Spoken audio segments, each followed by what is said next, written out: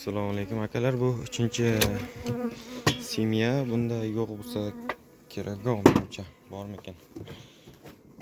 Bunda ham bor ekan. 3-simya. Bunisi ozroq susroq.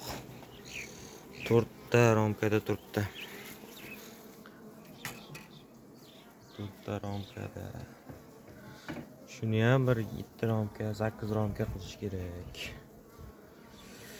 Aytgancha, raspulatda ozgina chirish bor ekanda. Sizlarda-chi? Bu chirishga qanaqa dori bersa bo'ladi, qanaqa davolaydi? Maslahat beringlar akalar. Biladiganlar bo'lsa, kommentariyaga yozib ketinglar.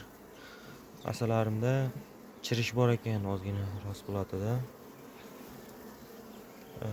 Lekin 4 ramka bo'lsa ham zich yaxshi turibdi. 4 ramka qana bu? Bunisi yazib cho'zganmi? Bunisi ham cho'zib boshlabdi. Bunga ham ramka berish kerak. Endi Xudo xohlasa og'ir ramkalar.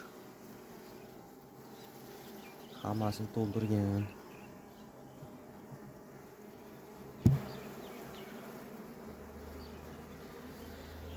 Yetmishlik yashiklar hechbil bo'lyapti.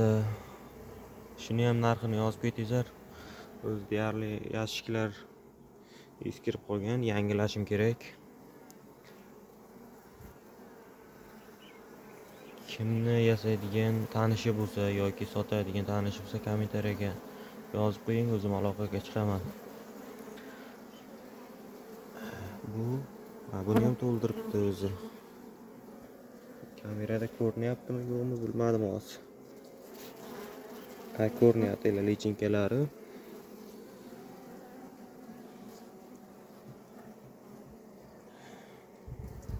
Uchala ramkani ham to'ldiribdi urug'ga.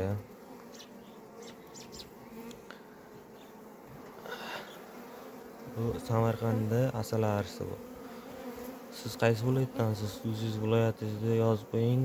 Menimcha Surxondaryo, Qashqadaryo viloyatlar ichida bahorgi mavsumi ertaroq keladi. Shu taraf yaxshi bo'lsa kerak asalarisi. Nech puldan sotilyapti Surxondaryo, Qashqadaryoda? Har doimgidek shu 2 ta ramka taylab, 3-chisiga so'sh beraman. Sizlar qanaqa qilasizlar?